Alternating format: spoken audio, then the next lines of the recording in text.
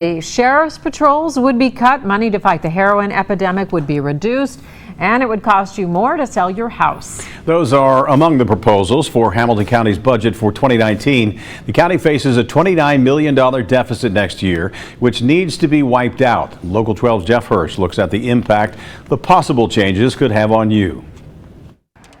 The sheriff's department gets 1/3 of the county's general fund, so the sheriff faces the biggest proposed cuts, more than $8.5 million.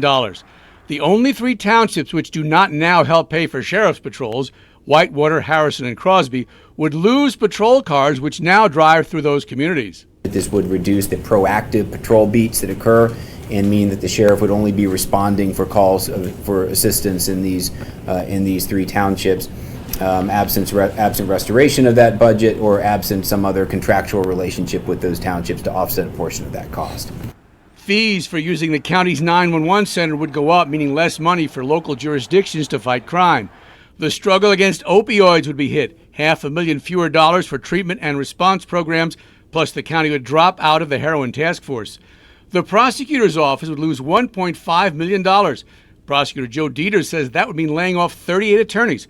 And there would also be cut to economic development agencies, which help bring in jobs. The county administrator says his plan would cut even more, but a proposed increase in the real estate transfer fee, $100 per $100,000 when you sell, will help offset even more cuts. The Board of Realtors is opposed. You know, it's a money grab, unfortunately, is all it is. So increased scrutiny on spending, making sure that you're spending money on what you absolutely have to. And anything above and beyond that, it's just like any family budget. You go ahead and you make cuts and you stop spending money in places where you shouldn't be spending. The administrator's recommendation is just that, a recommendation. County commissioners have until the end of the year to possibly make changes and then pass the budget. But the administrator's recommendation comes with a warning. I would just say that in this particular case, it is a matter of if something goes back in, something either has to come out or we have to find a way to add new revenues, or else we're going to be drawing down on the general fund reserve. And we just can't do that sustainably over time without that significantly impacting the county's level of fiscal solvency. The proposed general fund budget, here it is $237 million. It is a reduction from this year. Now, you may be wondering why the call for less spending when the economy is strong. You'd think sales tax revenues would be increasing. But county officials say the federal government no longer lets counties tax Medicaid transactions. That's several $1 million. State aid is way down in recent years. That's millions more. And property taxes have still not recovered from valuation drops during the Great Recession. Ergo, this. Back to you. Boy, these are big numbers, Jeff. What do you think about the possibility of this changing before it goes into effect?